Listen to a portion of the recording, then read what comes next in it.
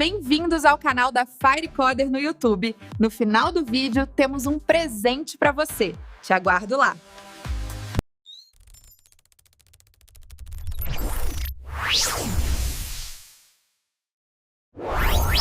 Sabe, quando a gente olha para um prédio de aço, a gente pensa em força, né?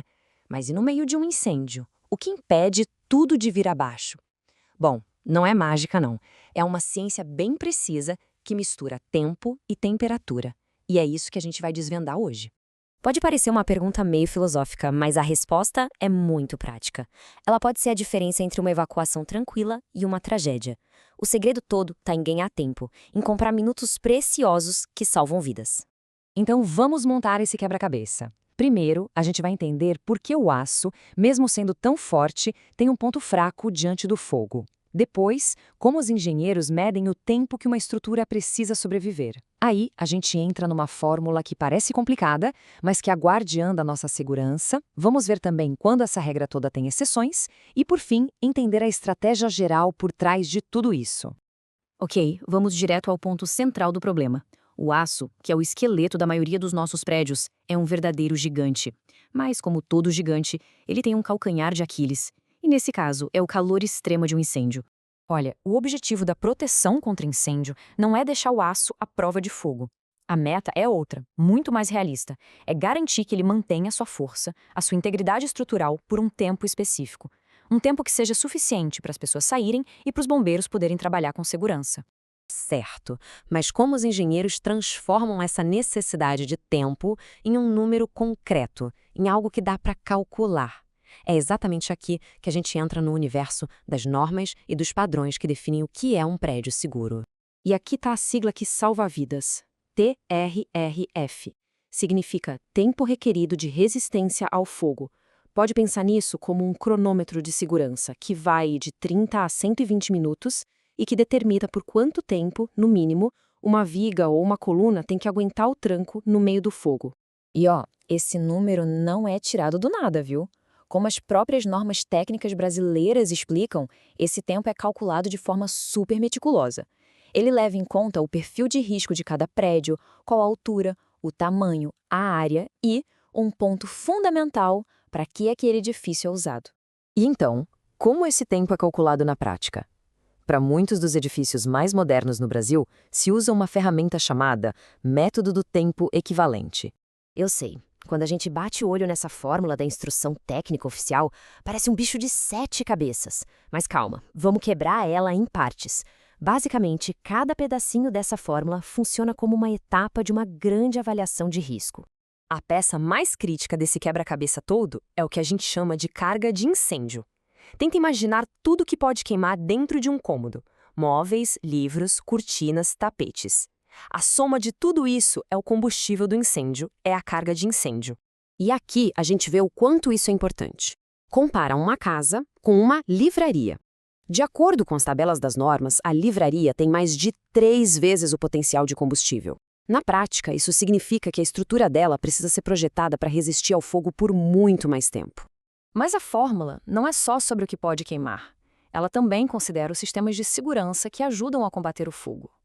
São as medidas ativas, e elas podem, na prática, reduzir o tempo de resistência exigido. E olha que genial o impacto disso. A instalação de sprinklers, aqueles chuveirinhos automáticos, dá um desconto gigantesco. Reduz essa parte do cálculo em 40%. Por quê? Simples, porque eles atacam o fogo ativamente, muitas vezes antes mesmo de alguém perceber o perigo. Mas aí vem a pergunta: toda e qualquer estrutura de aço precisa passar por esse cálculo complexo? A resposta é não. As regulamentações são bem práticas e inteligentes e elas prevêem algumas isenções. O ponto-chave é que, para prédios menores ou considerados de baixo risco, essa comprovação toda não é necessária, desde que, claro, outras medidas de segurança estejam em dia. E quais são as regras para essa isenção? Bom, as normas são bem claras. Geralmente se aplica a prédios menores, com área total de até 750 metros quadrados, ou prédios de até 2 andares, com certas limitações de área e de carga de incêndio.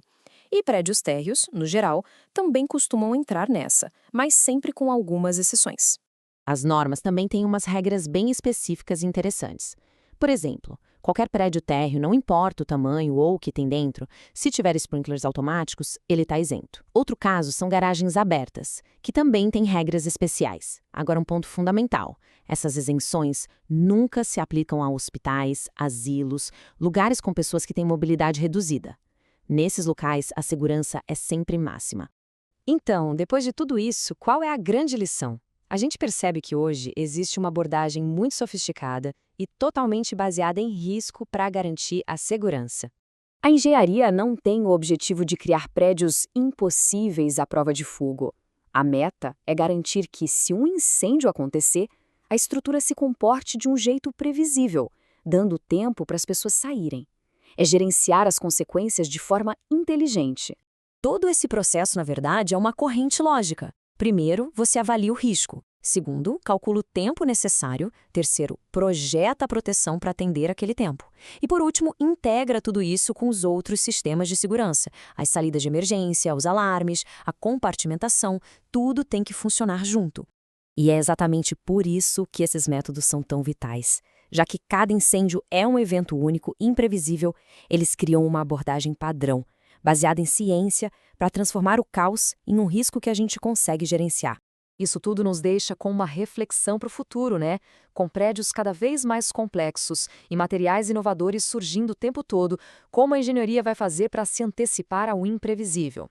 Talvez a próxima fronteira da segurança contra incêndio seja criar sistemas que não apenas resistem, mas que se adaptam de forma inteligente ao caos do fogo, em tempo real. Olá, amigos! Temos um presente para você. Você pode ser o sorteado e ganhar uma licença do software ZWCAD inteiramente de graça. Siga o nosso canal e acompanhe nossos vídeos. O sorteio será quando chegarmos a 1000 inscritos. Até a próxima!